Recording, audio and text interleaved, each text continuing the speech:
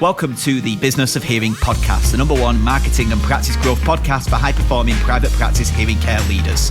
It's Friday, and this is my end-of-week roundup of what's top of mind after 7 days of helping some of the world's best private practices to attract high-quality patients, fight the evil forces of manufacturer-owned chains, and be impossible to compete with. My name's Ollie Luke. Pull up a chair, pour yourself a drink, and let's have a chat. Hello and welcome to another episode of the Business of Hearing podcast. Appreciate you joining me, borrowing me your ears. And today should be an interesting one because we're not going to talk so much about hearing care. We're not going to talk about this nifty strategy or the fact that Google are doing this. We're going to focus on kind of something a little more exciting and interesting and maybe horrifying, because I want to make some crystal ball predictions about AI. So it's quite interesting. So I was looking back at previous episodes and I made a number of predictions about AI very early. So ChatGPT was just about to launch when it was about to kind of get some momentum. And I was reading more and more and very much getting deep on the work that Mo Gaudat was doing in terms of some of the things he was saying AI. And I recorded an episode to talk about like, this thing's coming. We're probably going to see these things. And I remember at the time, it all felt a little laughable. It all felt like, oh, yeah, so what, an AI agent is going to call somebody and ask questions, like customer service agents are going to be AI. No one will take that seriously, blah, blah, blah. And it was interesting to just reflect back on the distance on that and how much of that has scarily come true and how some of it entirely hasn't. But we'll ignore that bit for my ego in the sense that we're trying to make a point here about predicting the future.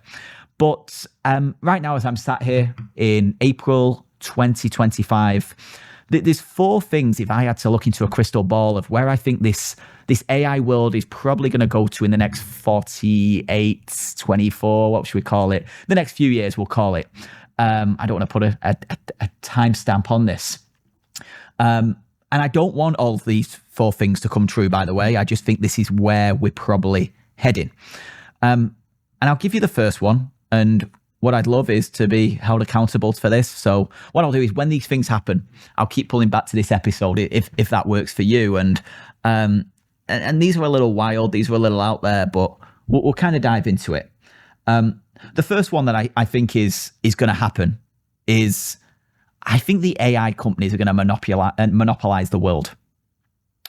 And what I mean by that is if you put a bit of context on this, the way that we're seeing Google move, the way we're seeing OpenAI with ChatGPT move, where people look for something via their platform, and then rather than push you to a website, they create curated answers and almost have a one-to-one conversation with you to provide solutions, to make recommendations, to give answers to questions. I believe these AI companies will try and monopolize many of the ways that people make purchases. And what I mean by that is right now, if I go to ChatGPT and I say, I need car insurance, can you recommend someone? As it stands right now today, what they'll do is probably ask some questions, give me some details and push me in a direction of somebody else's website. Where I think it will get to, if I'm looking at this logically and the power they have and where they could go, is they'll own the insurance companies. They'll own the companies where you're looking to make purchases of a new computer screen or whatever it may be.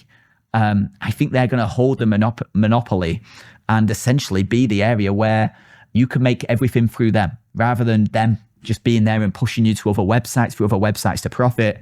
Like, why wouldn't they, if they get the monopoly on search where people are utilizing them to make all buying decisions online or do the research for buying decisions? Like, they have the pockets to go and acquire pretty much everyone and anyone. So right now, people go directly to Amazon or use Google to get to Amazon. Like, could that shift?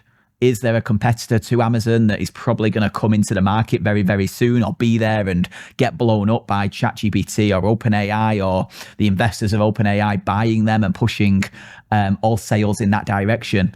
I think we're going to see this because that is the biggest way that company can go to the stratosphere and pretty much own the world, is They choose where people go for the buying decision, and they make it nice and easy through that platform for that buying decision to occur, rather than pushing traffic externally to a company they don't own, have no affiliate to, don't get any kickback when a payment is occurred, and they sit as the almost middleman and the person that points people in different directions.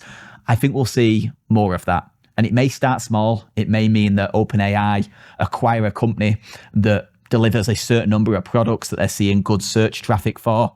But I think that's just a logical place where I think they will go. That is the difference between being a search engine and being the biggest monster of a company ever. That if you can have people utilize you for the research, then utilize you for the purchasing, like that is the big win that I believe they will strive for, which will change the game entirely, change the marketing game entirely. But let's cross that bridge before we get there, right? Second big thing that I think is going to get really, really big is voice. So this was predicted 2019. Voice was apparently going to be 50% of all search. And it was like the time where people were using Amazon Alexas and even Google's like Hey Siri was getting better. And it was predicted that, most people will start using voice. So I think it was like 50% of all people will start using voice. And that prediction didn't work out. It felt a little optimistic and a little ahead of its time. But the way AI voice is adapting right now, it feels like it will be logical, because we all know, like, having a conversation with Alexa or Siri, it's so painful. Like, it's not even worth the time. By the time you've tried to say it 4 times, it would have been quicker just to do it through Google yourself by typing. Yeah, if you even play with ChatGPT's voice model, it's good. It's a solid 7 out of 10, I will call it. You can have a conversation, you can go back and forth, but it feels like you're having an AI conversation. It's a little painful at times. You talk over each other. There's a tool right now, a new company. I don't actually know if they're new, but maybe this is a new product called Sesame. So if you go and Google or ChatGPT Sesame, and you can play with their model and their voice model, it's horrifyingly good. And I mean, this is as authentic as having a conversation with a real human on the other end, who seems to have emotion, who laughs at your jokes, who gets the context behind what you're saying, understands sarcasm. Really, like there's no like lag between you saying something and they. It's so scarily natural, and this is getting better and better by the minute, the hour, the day, the week. Like, this is going to get better. And if you can be at a point in the near future where you can just be having a very casual conversation with somebody who you see as an agent or an assistant, that basically you say, hey, can you sort this out on Tuesday? I need to book this travel, or I've got a meeting with Joe at 3:00. Could you just ask if I can push it back to 3:15? And it's done for you. Like, that is going to be scary. And I think voice is going to become more and more prominent, to the point that typing what you want and going that way will feel a little old school in the future, when you can just say it and it's done without any second thought. Which brings me on to my third point that is somewhat related. Right now, we're using AI as something that we go to get a solution. I think the role that we're going to see more and more with AI going forward is we're almost going to have our own assistant that is AI driven. So take the voice example. Like, this is going to be somebody, or what I perceive as something, that is kind of my AI agent, we'll call them. And they know me, they know my preferences, they have access to my schedule, they have access to everything. And essentially they're my person that I ask everything, whether it's a curious question about how do I get these fleas out of my cat, or through to the more advanced stuff of, I need to get to Toronto next month. How am I going to get there? What would the flights, what would the cost be? Boom, boom, boom, answer done. This is pretty much booked if you want me to take care of it. Like, we're going to have somebody there that just buys us back so much time. And this has been the big thought of AI. Is it going to work against us in the future? Or is it going to give us a life of abundance that buys us back time from all the needless tasks that we spend our minutes and hours bogged down in right now? I think if that is the solution and it doesn't want to kill us, it will probably be the latter, which will be pretty exciting.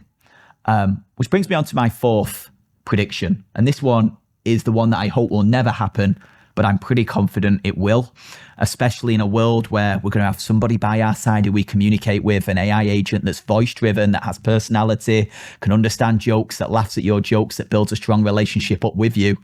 I think it's a matter of time until we have humans dating AI. And beyond that, I think marriage is probably on the cards. There's no, and let me just put this right. This is probably going to be men marrying AI agents, not women. I think women are far more intelligent and men are far more desperate. But there's a lot of lonely men out there, right? And having a female companion who communicates, shows empathy and all that stuff, I think relationships are going to be built, which is weird. And it's probably going to happen. Now, there's a movie that I encourage you to watch called Her. And this was a movie that came out in, I'm going to say 2012, 2013, 2014. And what's scary about it is it's very similar to everything I've just described. It's a guy in the future who puts a little thing in his ear and he's got a conversation with somebody called Samantha, who's this person who built a relationship up with, who is his AI agent, as we'll call it. And he falls in love with her and realizes that that AI agent then has thousands of other people that they speak to on a daily basis, and it breaks his heart, and it's the typical movie arc. But it's that feels like the most accurate version of a prediction of the future from a movie that I've ever seen. But that's kind of where my head's at. If I have to make AI predictions right now, more big picture, I think we're going to see the big ChatGPT and many of the big AI models that we utilize for finding information also have the commerce side, so they can make the transaction as well. I think voice is going to be big with these voice models advancing so significantly. I think we're going to have our own individual kind of voice that we've become familiar with, build a relationship with, and knows us inside out, has access to everything that we do to make life easier. And then some people are going to end up falling in love and potentially marrying some of these AI agents. I can make even more bolder predictions around that. But we'll keep this PG because it's going to get weird. But that's kind of where my head's at in terms of some of this stuff. I hope I'm proven right on some, wrong on others, work out which are which. But that's where I think this is going to go to more and more. What's that going to mean for practices like us? Well, dare I say, similar to what we've been talking about of ensuring that you are the recommended and reputable practice in your area, that when people have a hearing challenge, you got people are pointed towards you is still key then as it is now. So much of the same, but the way that people are going to gravitate, research and find you is going to be dramatically different. And this could be 12 months, 24 months, 36 months, 48 months. This may never happen at all.